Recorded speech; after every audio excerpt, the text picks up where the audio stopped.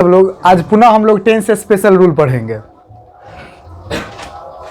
7 rule पढ़ लिए थे, 7 रूल तक 8वां से स्टार्ट करेंगे। रूल नंबर 8 यानी रूल नंबर 8 है, यदि वाक्य के अकॉर्डिंग टू वाक्य ही हमको वर्ब का फॉर्म्स का यूज करना है। ठीक है, तो यदि वाक्य में this days, nowadays, this days मतलब आजकल पढ़े हैं ना सेट में, नाउअडेज मतलब आजकल, ये भी अडेज मतलब सेम ही होता है। हो तो अगर ये 3 चीज़ अगर आपको दिख जाए तो प्रेजेंट कंटिन्यूअस टेंस का प्रयोग करेंगे। कंटिन्यूअस मतलब वर्ब के चौथा रूप का प्रयोग करेंगे। प्रेजेंट मतलब एम इज आर का प्रयोग करेंगे, यानी M is are plus V4 का प्रयोग करेंगे, है ना। दिस डेज आजकल ही इज लर्निंग इंग्लिश, वो अंग्रेजी सीख रहा है। Nowadays I am teaching the children, आजकल मैं बच्चों को पढ़ा रहा हूं। तो देखिए M plus V4 is plus V4 यानी प्रेजेंट कंटिन्यूअस टेंस का प्रयोग किया।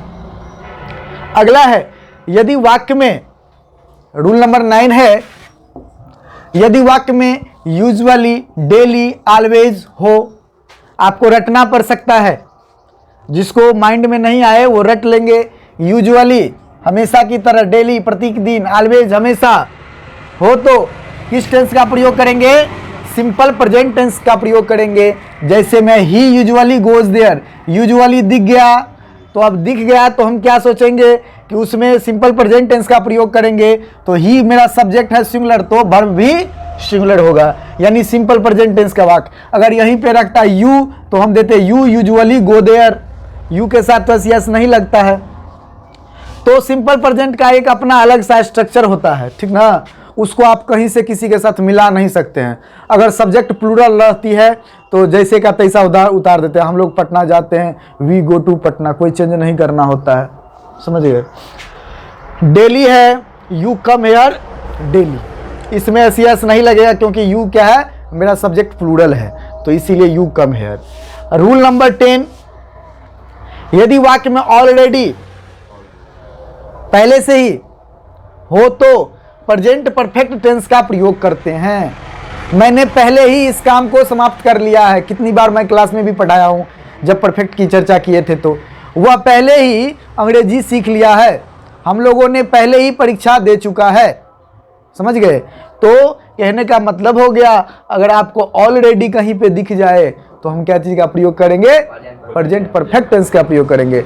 बाबू इसको याद करना पड़ेगा, समझ गए, ये चीज याद करना पड़ेगा।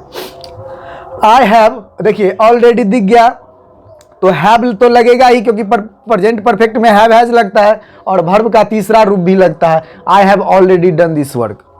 परीक्षा में जो क्वेश्चन पूछा जाता है, अब जैसे मैंने ये क्वेश्चन सब लिख दिया आपको, ये सारे परीक्षा में पूछे गए क्वेश्चन है। अब क्या अब कभी कभी लड़के सब आते हैं परीक्षा देके तो कहते हैं सर ये पूरा ऑप्शन तो सही लग रहा था हमको, तो सही लग रहा था क्योंकि आपको रूल नहीं याद है। रूल देख लीजिए, देखिए एकदम पकड़ में आ जाएगा, ठीक है। रूल नंबर 11, अगर यदि वाक्य में एज येट अभी तक होता है, अभी तक, सो फार, अप टिल नाउ, ये अप टिल नाउ ये सब हम पढ़ेंगे नेक्स्ट चैप्टर में भी। यदि वाक्य में एज येट, सो फार, अप टिल नाउ हो तो हम साधारणतः प्रेजेंट परफेक्ट टेंस का प्रयोग करते हैं। अब देखिए हम अभी तक बोलते हैं, अभी तक, वह अभी तक पढ़ता, अभी तक आता है, नहीं अच्छा लगेगा। वह अभी तक यहां नहीं आया है, सो होगा, ठीक है। तो एज येट, सो फार और अप टिल नो हो तो देखिए प्रेजेंट परफेक्ट टेंस तो होगा ही, लेकिन निगेटिव भी होगा। एज येट, सो फार, अप टिल नो, या YET येट ही सिर्फ रहे, सिर्फ YET येट ही रहे, तो हम क्या चीज का प्रयोग करेंगे? प्रेजेंट परफेक्ट टेंस के निगेटिव सेंटेंस का। He has not come here so far, देखिए प्रेजेंट परफेक्ट टेंस तो है, हैज अभी 3 और निगेटिव भी है, तो हमेशा ये चीज में याद रखना। ये कई बार क्वेश्चन पूछा गया है प्रीवियस ईयर में। रूल नंबर 12, यदि वाक्य में चिरंतन सत्य, चिरंतन सत्य का मतलब क्या होता है, जानकारी है आप लोगों को? चिरंतन सत्य का मतलब होता है यूनिवर्सल ट्रूथ, जो सबके लिए अप्लाई होता है, सूरज पूरब में उगता है, सबों के लिए अप्लाइड है कि सूरज पूरब में उगता है। ईमानदारी एक अच्छी नीति है, ये सब हाँ, सभी को माता पिता का आदर करना चाहिए, सब एक प्रकार का यूनिवर्सल ट्रूथ होता है, ठीक है। तो जब कभी भी यूनिवर्सल ट्रूथ की बात कर, यूनिवर्सल एक ब्रह्मांड वाला होता है, सो नहीं कह देना, यूनिवर्सल ट्रूथ या आदत संबंधी बातें कि कोई व्यक्ति सुबह में उठता है और 7 बजे टहलता है, कोई 7 बजे चाय पीता है, तो ये सब आदत संबंधी बातें हो गई। तो यदि वाक्य में चिरंतन सत्य आदत संबंधी बातें हो, हैबिट रिलेटेड सेंटेंस हो, तो सिंपल प्रेजेंट टेंस का प्रयोग करेंगे। जैसे the sun rises in the east, अगर आपको इसमें अगर कुछ चेंज करते हैं कि the sun is rising in the east, सूरज पूरा में उग रहा है, तो ये सेंटेंस हमारा गलत है। Honesty was the best policy नहीं होगा, honesty is the best policy होना चाहिए, ठीक है।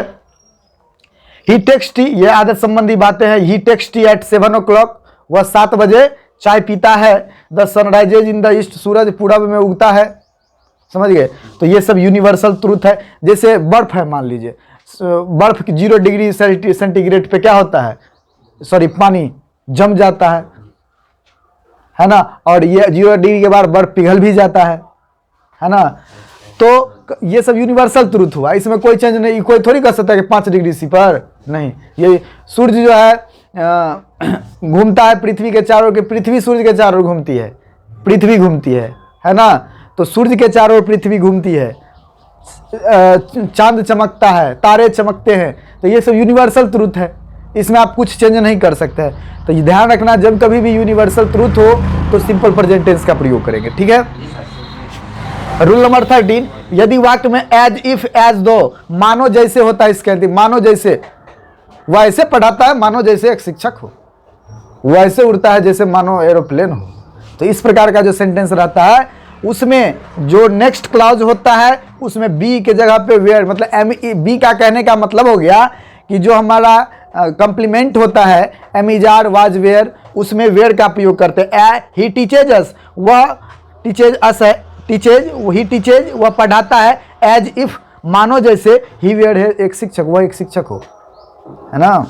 तो इस टाइप का ये 2 क्लास और होगी हमको लगता है, और ये आपका प्रॉब्लम्स है, इसको सॉल्व कीजिए।